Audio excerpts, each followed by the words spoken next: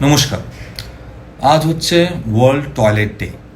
বিশ্ব টয়লেট দিবসে আমরা এমন একটা বিষয় নিয়ে কথা বলি যেটা নিয়ে আমরা লজ্জা পাই কিন্তু কথাই বলি না।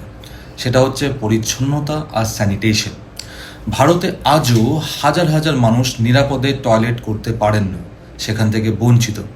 অনেক জায়গায় এখনও খোলা জায়গায় শৌচ চলে, আর সেই সঙ্গে বাড়ে সংক্রমণ, শিশুদের অসুখ এবং একটা লজ্জা। আর আমাদের আরও একটা বড় সমস্যা হচ্ছে সিভিক সেন্সের অভাব। টয়লেট আছে কিন্তু আমরা ব্যবহার করতে জানি না।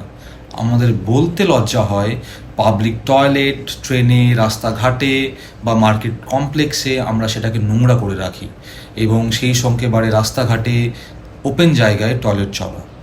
টয়লেট মানে শুধু একটা ঘর নয়, এটা স্বাস্থ্য, সম্মান, সুরক্ষা আর একটা দেশের সভ্যতার পরিচয়। যে কোনো দেশই হোক, একটা টয়লেট বদলে দিতে পারে একটা পরিবার, একটা মেয়ে শিশুর নিরাপত্তা আর একটা সমাজের ভবিষ্যৎ।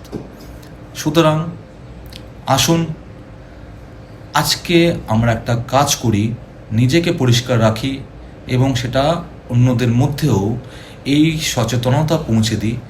পাবলিক টয়লেট ব্যবহার করুন, সেটাকে প্লিজ নোংরা করবেন না, আর এই সচেতনতা ছড়িয়ে দিন।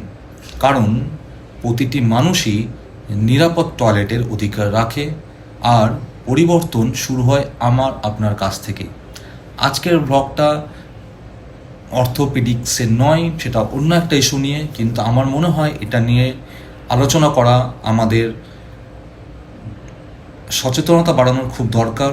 আমাদের নিজেদের পরিষ্কার রাখতে হবে এবং আমাদের চারপাশে রাস্তাঘাট, টয়লেট সেটাকেও পরিষ্কার রেখে আমাদের সভ্যতা, আমাদের সমাজ এবং আমাদের শরীর স্বাস্থ্য সব কিছুকেই সুস্থ রাখতে হবে। সুতরাং সুস্থ থাকুন, অ্যাক্টিভ থাকুন, ভালো থাকুন এবং পরিষ্কার থাকুন। ধন্যবাদ। আবার দেখা হবে। আমি ডক্টর সৌভিক দাস।